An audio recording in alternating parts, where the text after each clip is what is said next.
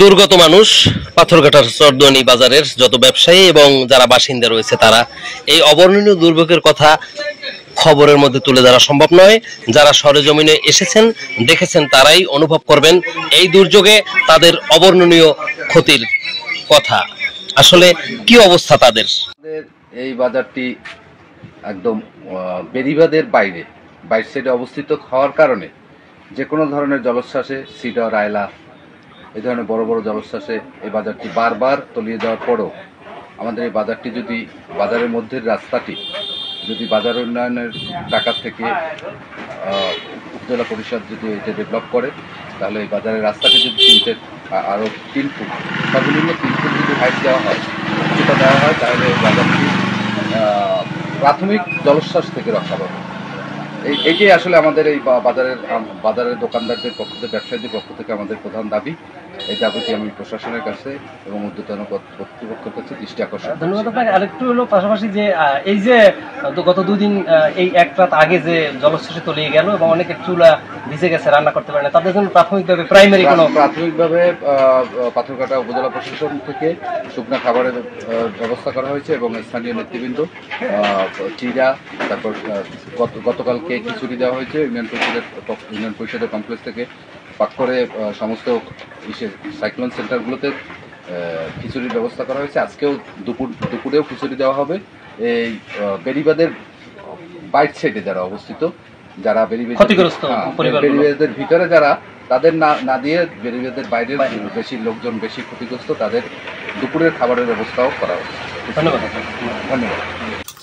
অবস্থা ছিল সিডরের থেকে ভয়াবহ, কারণ দীর্ঘ সময় স্থায়ী হওয়ার কারণে এই বন্যা যেটা এই ঘুমেল যেটা সেটা দীর্ঘ সময় স্থায়ী হওয়ার কারণে ক্ষয়ক্ষতির পরিমাণ সিডরের থেকে অনেক বেশি, যেটা এখন পর্যন্ত আন্দাজ করা যায় না, যেটা আমরা আগেও ভাবতে পারি না। যা এখন যা দেখছি যে আসলে সিডরের থেকে অনেক বেশি ক্ষতি হয়েছে। বিশেষ করে বাজারের দোকানদাররা যদি আগে মোটামুটি তারা প্রস্তুতি ছিল। চুলার অবস্থা, রান্না করার কি অবস্থা? রান্না করতে পারিনি, পাশে করতে করে রান্না করিয়ে নিয়ে কালকে খাইছি, আসতে পারিনি। আজকে অনিশ্চিত। কোনো শুকনো খাবার কোনো চিরা মুড়ি টুড়ি বিস্কুট কিছু দেয় না, এখন পর্যন্ত না। ঠিক আছে। ঘরের মধ্যে তার কোনো কায়দা নাই, কেবল না পানি হচ্ছে, সব বাচ্চা বুঝছে আছে, হাত করার চুলা মুলা কিছু নাই।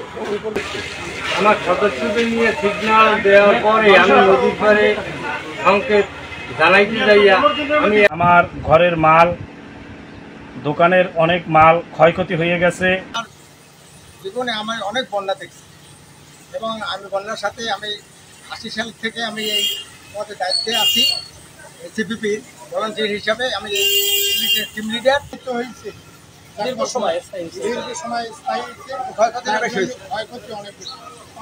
অনেকের তেলের দাম বিরেল এগুলো বেশি গেছে, আমাদের এই যে খালে বেশি গেছে, আবার কিছু পাওয়া গেছে কিছু পাওয়া যায় না। আমরা বাজারটা চেক হয়ে যায়, যদি আমার ওই 2 দিন আমার ওই বন্যায় আমরা পানি চলে যাচ্ছি, সিটারে পানি উঠছে আর নামছে, আর এবার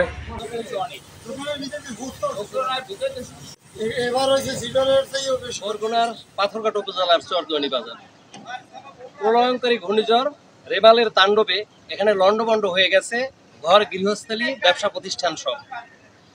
আজ আমরা এখানে চলে এসেছি একদিন পরে ঝড়ের। নেটওয়ার্ক না থাকায় যোগাযোগ করতে পারছে না স্বজনেরাও। কার কি পরিমাণ ক্ষতি হয়েছে সেই ক্ষতির বিবরণ এখনো প্রকাশ করতে পারেনি ক্ষতিগ্রস্ত ভুক্তভোগীরা। চরদুয়ানি বাজারের যে ব্যবসায়ীরা রয়েছে তাদের সাথে আমরা কথা বলেছি। তাদের ভোজ্য সামগ্রী হতে শুরু করে সকল পণ্য ভিজে এবং ঘূর্ণিঝড়ের ধেয়ে আসা জলোচ্ছ্বাসে সব একাকার হয়ে গেছে। এখন শুধুই যুদ্ধ, জীবন যুদ্ধ। এই যুদ্ধ কবে থামবে জানে না তারা। শূন্য হাতে এক ধরনের ভিখারি হয়ে গেছে অনেক ব্যবসায়ী। এই নিঃস্ব অবস্থা থেকে তাদেরকে কে উদ্ধার করবে? পাশে দাঁড়াবে কি সরকার? প্রশ্নটি রেখেছে তারা। অমল তালুকদার, বাংলা 52 নিউজ, পাথরঘাটা, বরগুনা।